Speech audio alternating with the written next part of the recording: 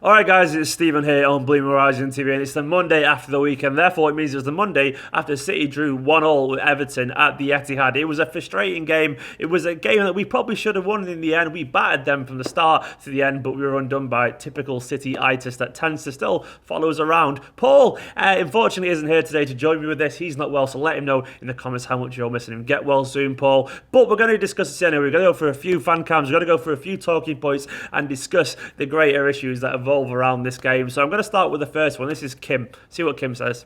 It was frustrating, and it was frustrating for us as supporters to watch, and it was frustrating for them as players because they were passing it around brilliantly. I mean, we did have a lot of possession, but we just couldn't get the last pass in, and we didn't have enough shots on target. I think the players should be actually having more shots instead of keep looking for the pass all the time.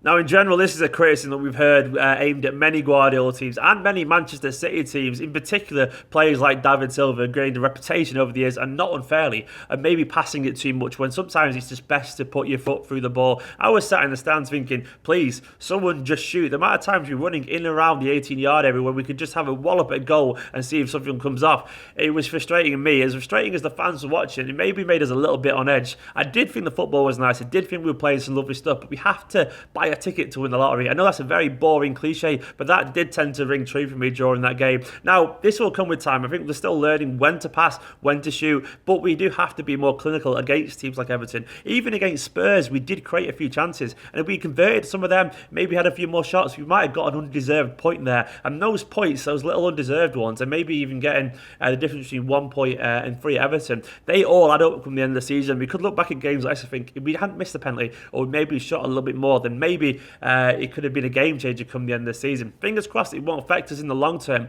but it is something that we're going to have to learn. It's about decision making. It's about when to pass, when to shoot, and I think sure Guardiola will be on the training ground in general, drumming home the responsibilities attacking midfielders to get on the score sheet. We have scored plenty of goals this season, but recently, maybe we haven't been quite as clinical as we have at the start of the year. This will come with time. It's totally fine. I'm not too worried. But on to the next point now, and I think this is actually myself. How good is Leroy Sane? He's unbelievable, mate. He looks really promising. There's more to his game than I realised. That's the thing that encourages me about him. He's not just a winger. His footwork and his vision and his weight of pass is excellent.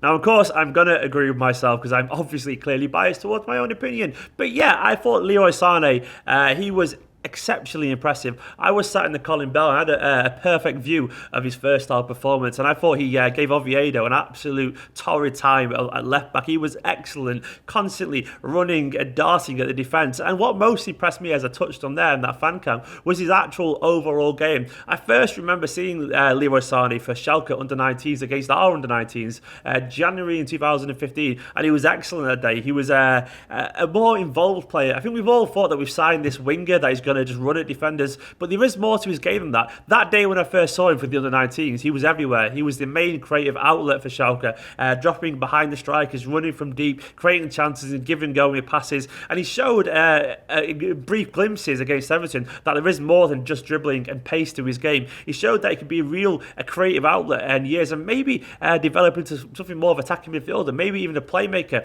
One thing that really did stand out for me is his touch, his close control. That is exceptional. That is the stuff that can't really be taught, and he has that in abundance. Pep will like that. He'll like watching someone like him that can glide past people, that can pick a pass, that can play 1-2s, and he'll think there's a potential star in the making. That was the first time we saw Leroy Sane start in the Premier League. I understand why we maybe took our time so far, maybe making sure that he's kind of fitted into the squad, making sure that he's gelled with how we play, but we saw the promising signs there. We saw the signs of someone who could potentially be a world star at Man City. I know that sounds very over the top, but a lot of City fans were sat there watching the weekend thinking, we've got ourselves a bit of a gem. You'd expect it given the money we paid, but that was the first time that we saw what this player could be, how good he could be going for the future, and that for me was the main bright spark from that game, and it was great. But this is the next point anyway.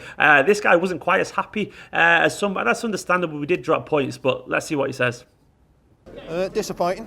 I thought the new formation took a while for the players to get an understanding. It was all pretty passing up to the 18-yard box, and then it died a death. Company came back. Pleased to see him. Yeah, nice one.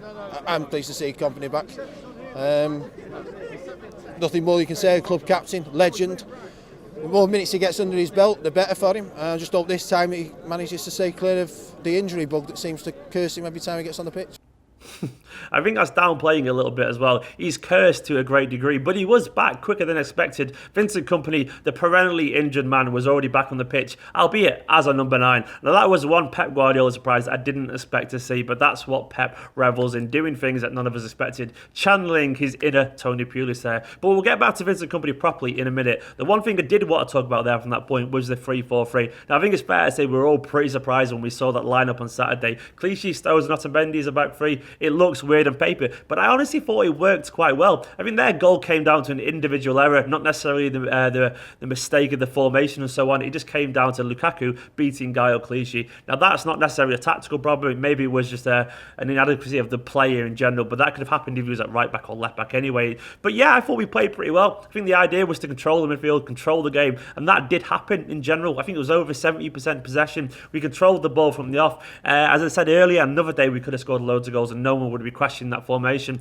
I thought it was quite a nice idea. I think it's something we will see more of in the future. Maybe when Kompany's back in full fitness, it'll let us kind of control the game at home, use all our creative midfield options, and I think it's something that we'll expect to see more of. Guardiola will keep switching up depending on who's available. He'll keep trying new things, new ideas against teams, and this did work there. Now, whether it'll work against Barcelona, that is a different story altogether. They have Messi, Neymar, and Suarez up front. I'm sure they don't need any introduction, but that basically means you've got 3 attackers there on 3 defenders. That could be suicide. I wouldn't like to see that myself personally. I did see Bayern try it under Pep last year, and I remember Barcelona actually tore him to pieces initially. So Pep, if you've learned anything, don't try that again. I think we need to be more solid than that potentially. That could cause problems. But Vincent Kompany did come back, and that was a major positive for me. Yes, he was a number 9, but he did look pretty fit when he was on the pitch there, and it's great to see him back. It does raise the question whether he should be involved at the new camp. He is a man for a big game. He loves a big occasion, but his knees at the moment don't tend to like him, or his hamstring, or whatever it is. Going forward in the future, a 3-4-3 with Stones, Otamendi, Kompany, that could be pretty promising. That could be pretty powerful in general and give us options that we never thought we had going forward and defensively. I would like to see that personally, but we'll see. Blues, what did you make of the game? What did you make of our chances at Barcelona? Would you use Kompany in the game at the new camp? Would you use a 3-4-3 going forward? Let me know what you thought. Drop a like on the video, subscribe, and we will see you for a watch along on Wednesday and obviously the preview tomorrow. See you later, guys.